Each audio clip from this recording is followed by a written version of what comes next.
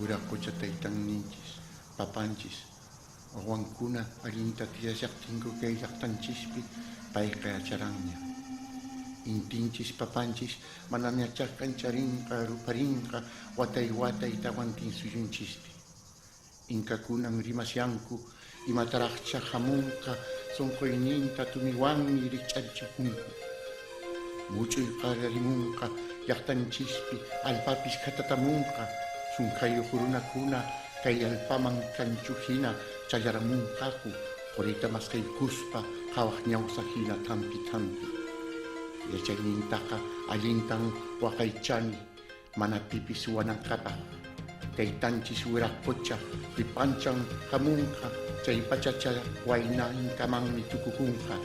Chaylapis mosuq tiyaysis runapaq hamunqa kay thanta pachata saqesaq ilakunaq nisqankuta uyarispa apumanmi tukunayqa.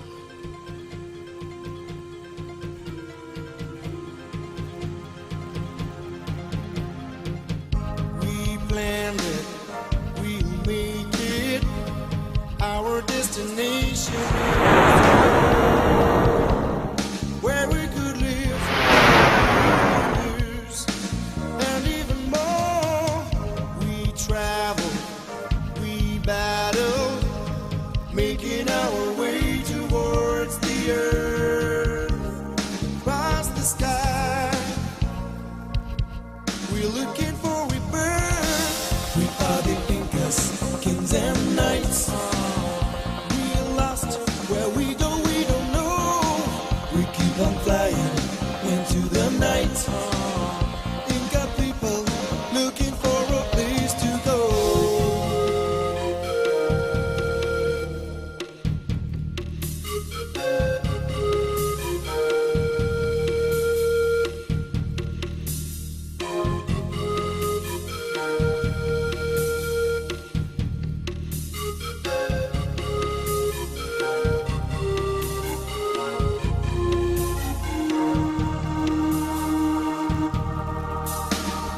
A journey through the Milky Way, using our own technology. Fly towards eternity, into the space. Sky riders, peace soldiers, a land of plenty is what we're looking for. Prosperity and harmony is what we need for sure. We are the Incas, kings and knights. We're lost, where we go we don't know. We keep on flying into the night.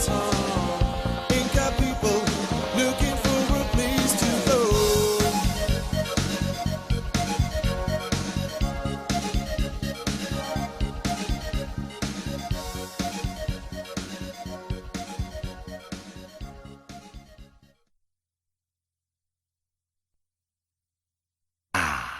He's waking up at last. Come on, young man. You've slept long enough. My name is Huayna Capac, Apu Huayna Capac. And you, El Dorado, are you really the chosen one that have been waiting nearly 5 centuries for? The one in the prophecy? Before you set off on your quest, I have to warn you that somewhere in space and time, another you has appeared simultaneously and is looking for the same thing as you. Viracocha, blessed be your name. Please guard that which I have preserved, so that it doesn't fall into the other's hands. Take great care. His powers are without limit. He knows of your existence and is already looking for you. I talk too much, don't I? The young warrior's heart is beating like a drum, which drowns out the wise man's words. Since you are so young and impatient, you'll see action.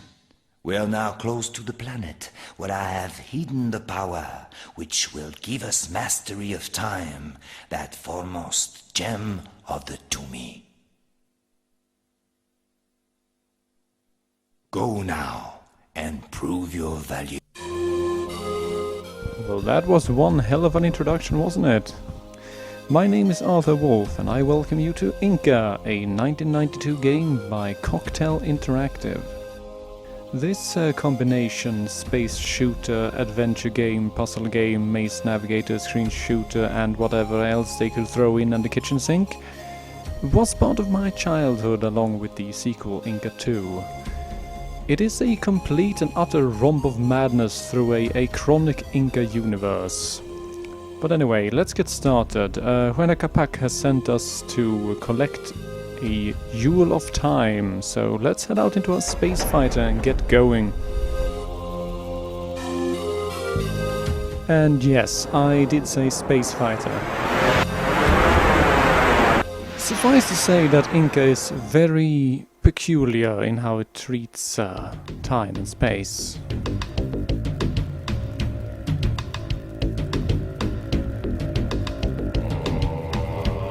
Welcome on board the reactor.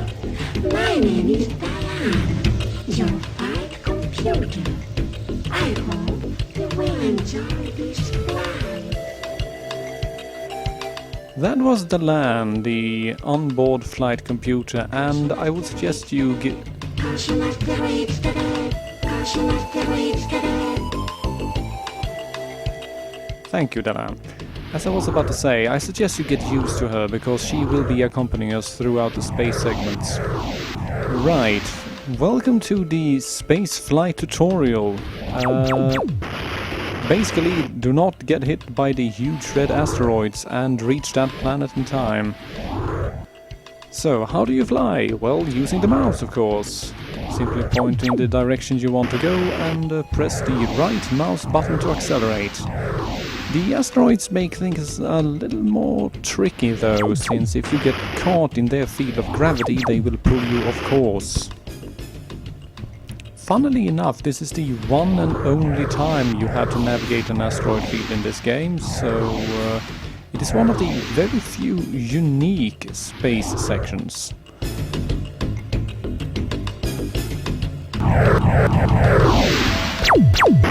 That incredible noise you hear from time to time is the ship being pulled off course by an asteroid, as mentioned earlier. And as you can tell by the black gem in the line of 9 on the dashboard of the spacecraft, I have suffered some damage.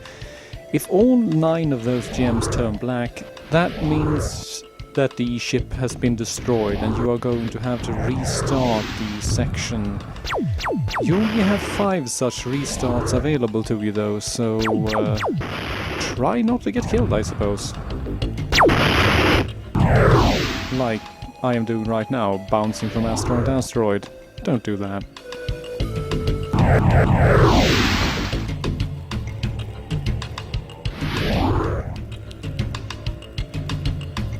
Right, we're through the asteroid fields, so let's head on to this planet and see what the hell... Thank you, Dalam.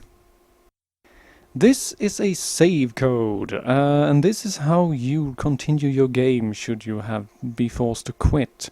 Basically enter this 8-digit code into the load game screen and you will be brought back right here. The codes are based on the hardware of the computer the game is being played on, however, so this code will only work on my machine. Sorry, everyone. Right, here we go. We will be visiting this planet more than once, I can tell you already now. It's time to introduce ourselves to a second segment, and that is the trench. We will be doing quite a few trench segments throughout the game.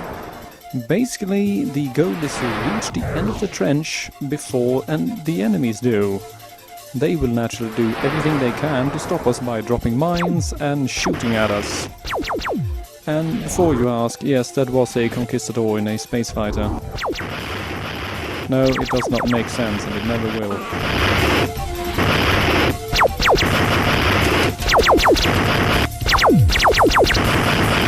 The controls here are similar to the space fighting segment. Basically, you hold down the right mouse button to accelerate, hold down the left mouse button to fire. The key is to vary your speed just enough to let the opponents behind you get out in front of you so you can shoot them down, while still keeping a high enough average speed to be able to catch up and reach the end of the trench before the enemy.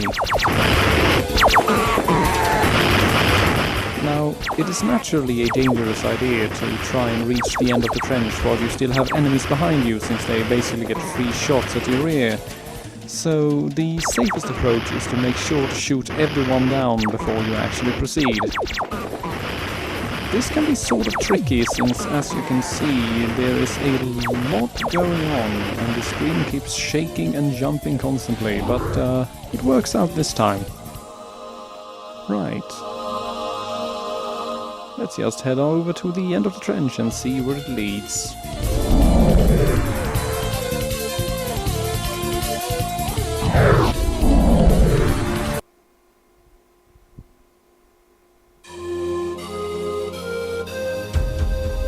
And here we are at our first adventure game screen.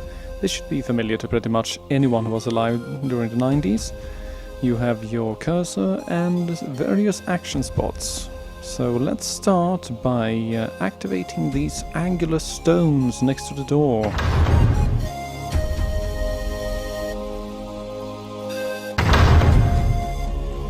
There we go.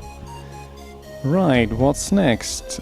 Well, we are going to have to collect the inti stones from our craft. So we open up our the control cover, twist the right control key once and twice. That shuts off the engine and allows us to use the second control key to access the inti stones. Grabbing them with the left mouse button puts them in our hand, and pushing the right mouse button puts them in our inventory for later use. Right. We have a golden sun here and a hole in the floor, so this should be child's play. Should just put it in... No, not quite. As the more acute of you have probably already figured out, we need to match the pattern of the golden sun with the pattern on the floor. This is done by first clicking the hole a few times to change the pattern on the sun. How that works I have no idea, and then placing it there. There we go. What's next?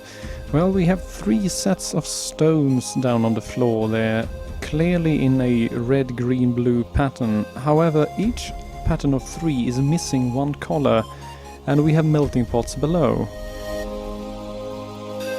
It should be a no-brainer then that we should of course use our inti stones collected from the spacecraft to finish off each color combination.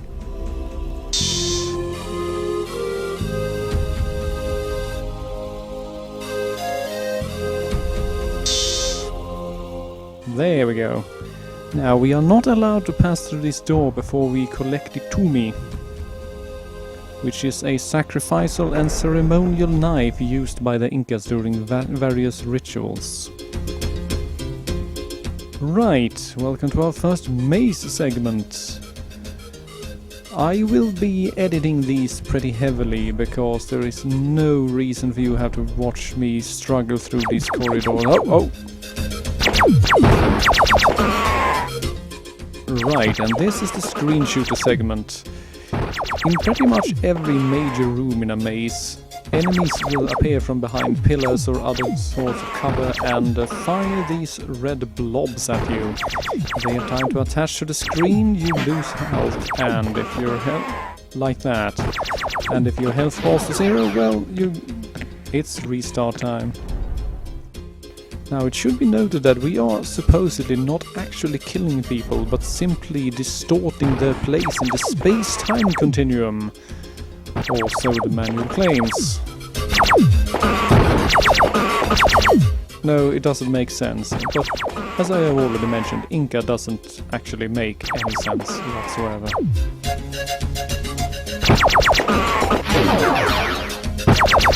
In any case, I will be skipping forward in the maze in just a bit, so that we do not have to enjoy this endless running around. Let's see, let's start in this direction and see where we end up. How about a left turn and... well, more enemies. Yeah. Let's just skip ahead, shall we?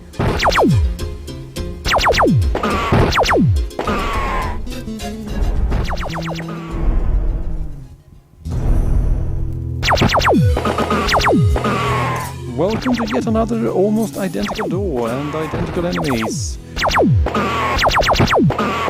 You have missed roughly 10 minutes of wandering blind through a maze and shooting the exact same guys over and over and over again. Basically, you haven't missed anything at all. Checking the map, we realize that we are in another dead end, so let's turn ourselves around, take a left, and see where we end up. Ah, here we go. This looks... oh. Our path is blocked by a piece of bamboo. Right, so what do we do here? Well, we have a knife, so let's use that to loosen these knots up a bit, and once they've been properly loosened, we will simply slash this bamboo in half.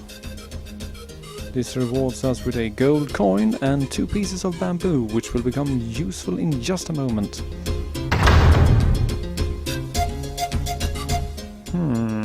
A golden star and 2 notches. Well, since we just picked up 2 pieces of bamboo, I would say that it's fairly obvious that they should probably be employed here.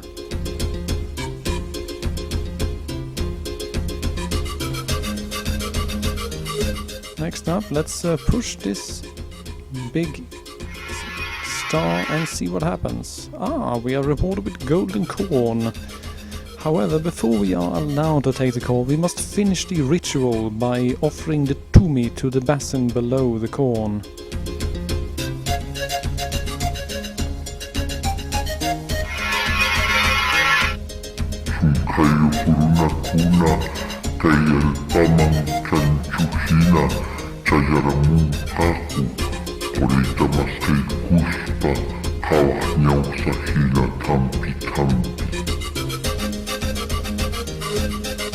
Right, did you memorize that, everyone? Because you should have. That information will become invaluable in just a moment. Let's offer up this gold coin to allow us access to the next room first. Apparently the maze continues, so let's take a left here and see where we end up. No, let's go in this direction instead. Oh! Look at that. Managed to luck out there.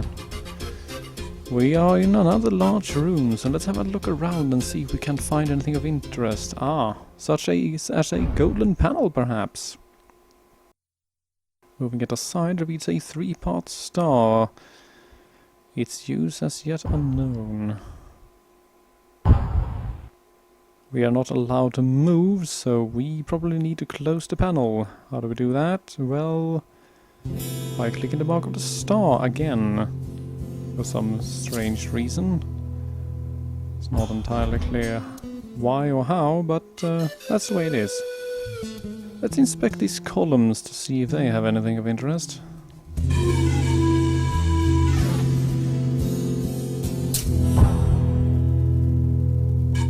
Apparently just pushing on them does nothing.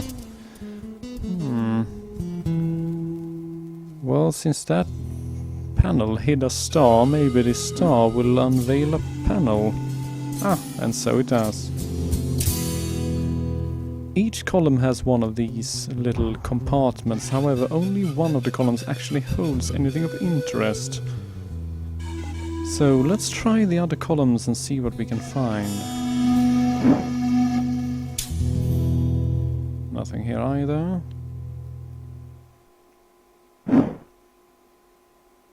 Ah, here we go. A quipu. Used by the Incas to relay messages. The number of knots on each string denotes a specific term, a word or message. When the conquistadors arrived in the Incan Empire, they believed that the quipu often held the secrets to treasuries, caches of gold, and so on. Touching the hook that the Kippur was hanging from reveals a stone star, which we will also be taking with us. You may notice that it has the exact same shape as the 3-part star that we picked up earlier. So, naturally, we will be placing the stone star here to reveal... a golden ball. This is naturally representative of the sun, a very important part of Incan religion. So, what is the gift of the sun? You should know this, everyone.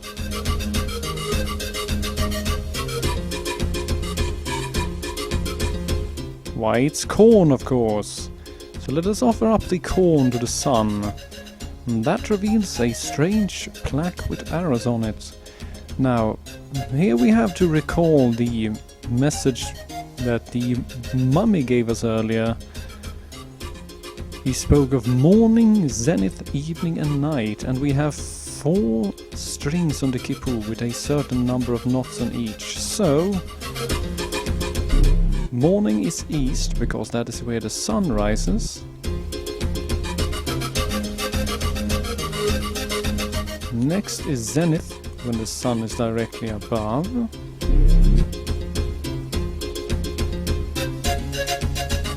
Third, naturally, is evening, when the sun sets in the west.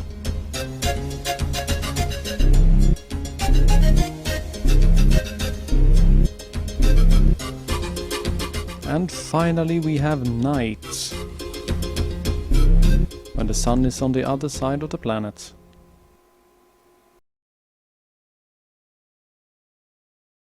Enough messing around, El Dorado. Here, I decide what happens. You're at my mercy.